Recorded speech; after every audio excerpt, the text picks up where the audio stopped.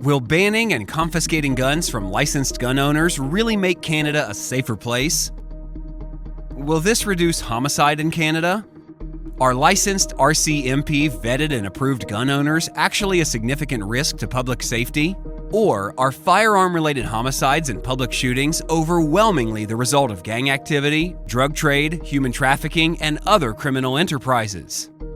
Listen to what this former RCMP border integrity investigator has to say. I'm a 23-year RCMP member, but I spent a significant amount of time working on cross-border weapons smuggling. Canada enjoys a very safe society. We sit at 7th in the world ranking of privately owned firearms. So the proliferation of firearms in legal hands in Canada is significant. We also sit very low on the homicide rate by firearm. We're 129th.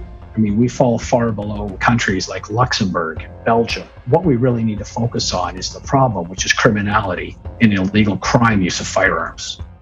The gang problem, in 2018, Statistics Canada shows there were approximately 651 homicides in Canada. Only 38% were committed by firearm. And of those 38%, 54% were directly gang related. So if we look at the lion's share of the problem, what we have is a guns and gangs problem. The availability and proliferation of firearms purchased in the United States, imported and smuggled illegally into Canada, are the guns that are falling into the hands of criminal gangs.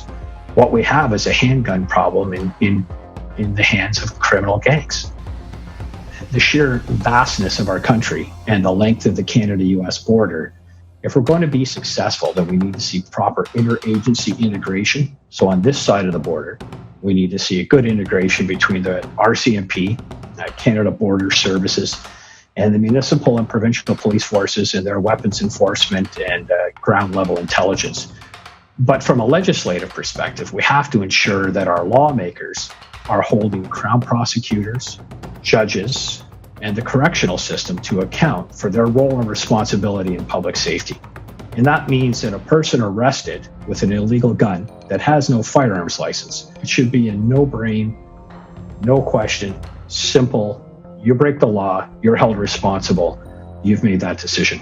The type of fund that's being earmarked for a potential buyback and a prohibition and ban on legally owned firearms is money that could be directly applied to law enforcement personnel and funding for direct firearms enforcement operations.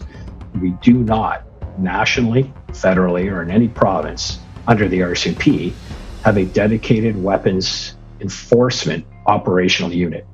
We have different support sections that help provide information and administrative support to ongoing investigations, but we do not have a dedicated or integrated weapons enforcement team. Let's make sure that it's a fact-based, statistically driven, sound initiative that we know will bring an outcome of greater public safety. For more information on this and more, go to gundebate.ca.